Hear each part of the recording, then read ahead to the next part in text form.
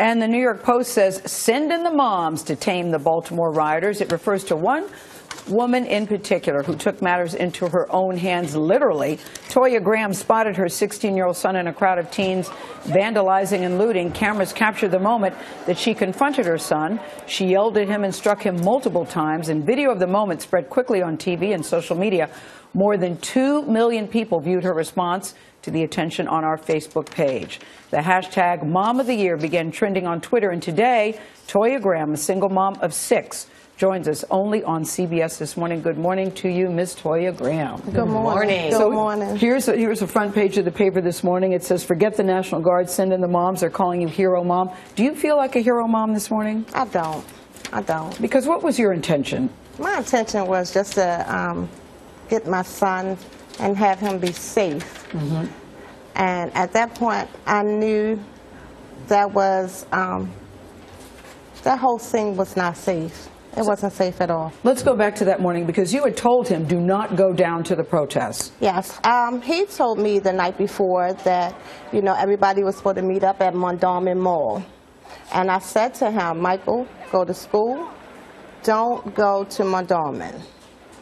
But you knew? But, you know, me and my oldest daughter, I had a doctor's appointment. Mm-hmm. And we started getting phone calls that they was letting the schools out early, that they were shutting down Mondawmin. And she was like, Mom, we have to go.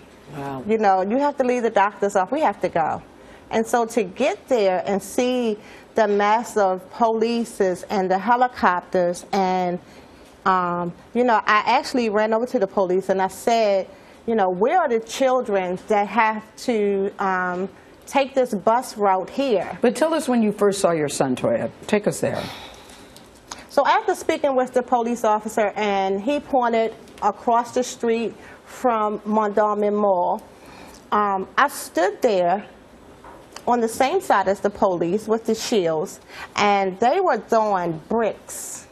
And I was like in an awe, like it was like, oh my God. Mm-hmm. And to see my son come across the street with a rock in his hand, mm-hmm. I think at that point I just lost it. You recognized the baggy sweatpants. I recognized the baggy sweatpants. He did have the hoodie on and he did have the face mask on, but it was something about those sweatpants he had on. And you also made eye contact. And we made eye contact. Mm-hmm. And what's remarkable is this, and for me, is he clearly had respect and fear of you. Mm-hmm. Yes. Because as you were pushing him and doing that sort of right hook you had, he was backing off. Mm-hmm. I mean, what was he saying to you?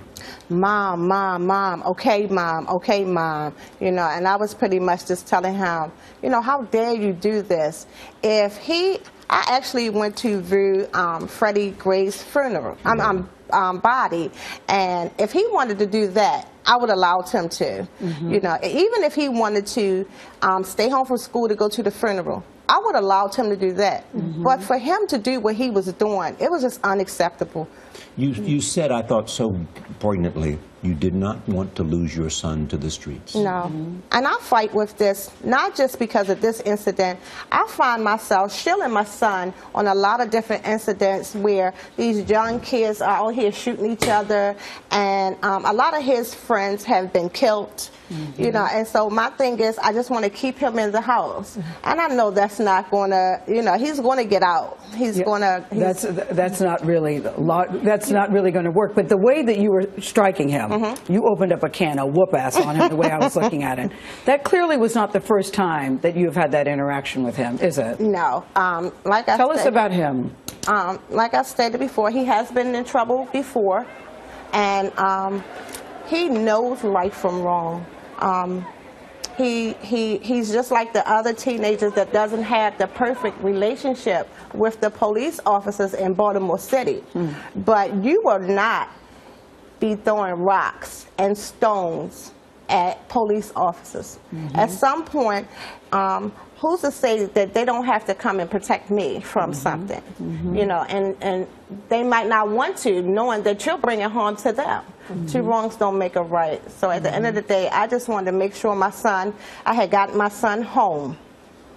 And we actually could see everything after being home watching the news, and he started seeing the fires and everything that was taking place. And Did he say he was sorry? No, he didn't say he was sorry, but, you know, he was coming upstairs and he was telling me things that his friends were saying. What are they saying?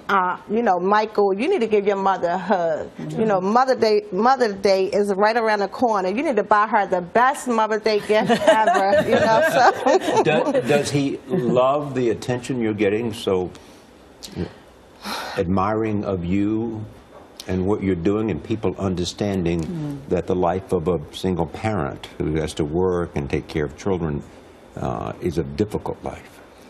Well, I think at this point, I'm not working at the moment. I just came from losing a job, but just coming into a brand new home. And so he sees me struggle. He sees the struggle that I'm going through. But my children, it's just me and my children. I mean, you know, I don't go out. I don't, you know, do any of that thing. Only thing I do is church, and it's me and my children and my grandchildren. What did you think when you saw that tape of you? I thought, oh my God, my pastor is going to have a fit. I did. I tell you what, your pastor may have a fit, but the police commissioner of Baltimore said we need more moms like you. Yeah. So there's a lot of praise, not just, you know, in Baltimore, but certainly around the country. Say, send in the moms. So. But let's not miss the point. This is about the death of Freddie Gray, but it's so much bigger than that. It is. And I don't want people to lose sight. A man has died here. We still don't know 2 weeks later exactly how he died and what happened. Could you just say a little bit about the community and the relationship to the police? I think that's very important. Well, at some point, I understand the frustration that our community is having. We haven't received any information on what happened to this young guy. You know, by looking at it from the news point of view, it seemed like he was harmed. And if he hadn't been harmed, then as people of Baltimore City, you know, we feel as though we have the right to know what happened to him. But you feel people can't talk to the police? We can't talk to the police. So the news, you know, the news, they keep showing how he was dragged to that paddy wagon, and they keep showing him laid up in that hospital with all those tubes to him. As a mother, I mean, that is just devastating to see and don't have any answers. Yeah. And so that's what's frustrating to most of us in Baltimore City. It's just real frustrating to see that that young man was being dragged to that police cruiser, and he wound up in a coma, and then his death, he lost his life. Well, I hope your son has a new appreciation for you today. I hope you so get a too. job. I hope your kids, because everybody's calling you Hero Mom of the Year, Toya Graham. Thank you for coming. Thank you for being here. Thank you.